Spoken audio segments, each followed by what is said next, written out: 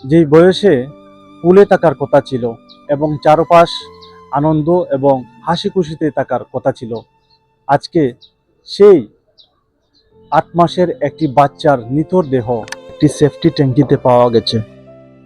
বলছি, সুনামগঞ্জ সদর উপজেলার গৌরারং ইউনিয়নের লালপুর গ্রামে একটি মর্মান্তিক ঘটনা আজ সকালে ঘটে যায়। এরপর স্থানীয়রা খবর দিলে সুনামগঞ্জ সদর থানার ভারপ্রাপ্ত ইনচার্জ রতন শেখ সঙ্গীয় ফোর্স নিয়ে সেখানে উপস্থিত হয় এবং ঘটনাস্থল পরিদর্শন করেন। তারপর দুজনকে প্রাথমিক জিজ্ঞাসাবাদের জন্য পুলিশ হেফাজতে নেওয়া হয়েছে। আমরা আরও জানার চেষ্টা করব সুনামগঞ্জ সদর থানার ভারপ্রাপ্ত ওসি রতন শেখের কাছ থেকে।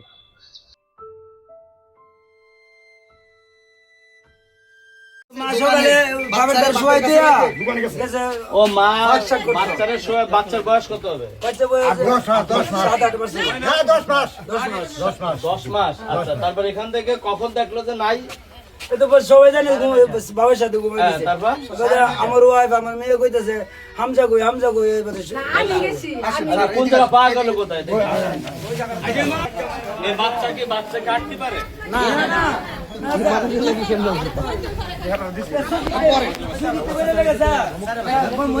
সকাল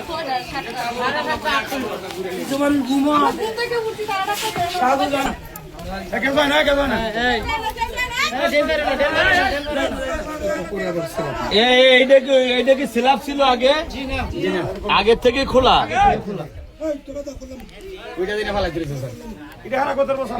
আপনারা কি সব হলো এই জায়গার এই যে এলাকার লোক? এই যে পায়খানাটা, এটা তো ঢাকাটা ছিল কোনো সময় দেখেন নাই? এই ঘরের সেই লোকটা কই? আগে প্রথম দেখছে গিয়ে প্রথম দেখছে শাকিলকে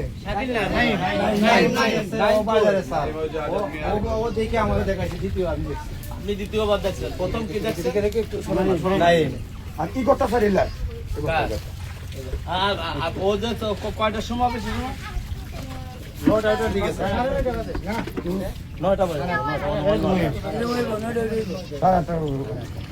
ছেলেটা আসে নাই? না ও ওরে সংবাদ দিতে এমনি ওরা তো এই জায়গায় দেখছেন, তাই তো? তা আপনি কি দেখলেন?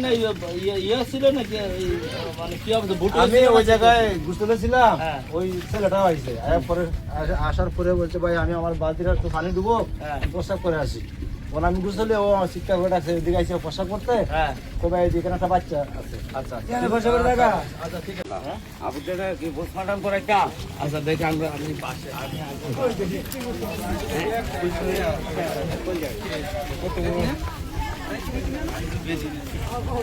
আপনারা সবাই বিচার চান না? সবাই বিচার চান তো? আমাদের বার রাস্তা আছে না? আমি নিজে আসছি না? আমরা নিজে আসছি না? এর যে সঠিক বিচার, আমরা এগুলো তদন্তর বিষয় আছে। আমরা যেহেতু সবকিছু তথ্য জানছি, শুনছি, আরো তথ্য আমাদের জানা দরকার। আপাতত আমরা যাচ্ছি, আমাদের সহযোগিতা করবেন তো? আমাদের আমাদের কথা দিচ্ছি, এই যে নৃশংসতা ঘটনা ঘটছে, এই ঘটনার সর্বোচ্চ বিচার আদালতের মাধ্যমে যেন আপনারা দেখতে পারেন, সেই কাজটা আমাদের করবো। পুলিশের প্রতি আস্থা আছে না? কি আমার প্রতি আস্থা আছে? যার যার আস্থা আছে তা দিতে পারেন তো? সবার আস্থা আছে। আমাদের কাজে আপনি হাত নামান, আমাদের কাছে। যে শিশুটি 8 মাসের, যে শিশুটির মৃতদেহ আমরা পেয়েছি সেফটি ট্যাঙ্কের ভিতর, আমরা উদ্ধার করে হাসপাতালে নিয়ে আসছি। আমরা যে সময় ওখানে যাই, ওখানে কিছু তথ্যপত্র নেই এবং বাদীর সাথেও কথা বলি। এই শিশুটার বয়স হচ্ছে 8 মাস, সে হাঁটতে পারে না, সে ঘরে ঘুমানো ছিল তার মায়ের কথা মতো। যে সকালে তার মা তার পিতার কাছে সন্তানকে ঘুমাসে রেখে চলে গেছে দোকানে। পিতা সন্তানকে নিয়ে ঘুমিয়েছে, হঠাৎ করে 5টার সময় সে পিতা উঠে দেখে তার কাছে তার সন্তান নাই। এটা হলো তাদের কথা। তার সন্তান কোথায় আছে? হঠাৎ করে একটা ছেলে তাকে সেফটি ট্যাঙ্কির ভিতর পায়, মারা যাওয়ার পর ভেসে উঠছে। এর সংবাদ আমরা সকালে পাওয়ার সঙ্গে সঙ্গে আমি অফিসার এবং অন্যান্য বাহিনী নিয়ে আমরা সেখানে যাই। র্যাবও এখানে কাজ করছে। আমাদের প্রাথমিক ধারণা এই ছেলেটাকে হয় মেরে ওখানে ফেলছে, না হলে তাকে জ্যান্ত ওখানে ফেলে হয়তো হত্যা করছে, এরকম একটা ঘটনা ঘটবে।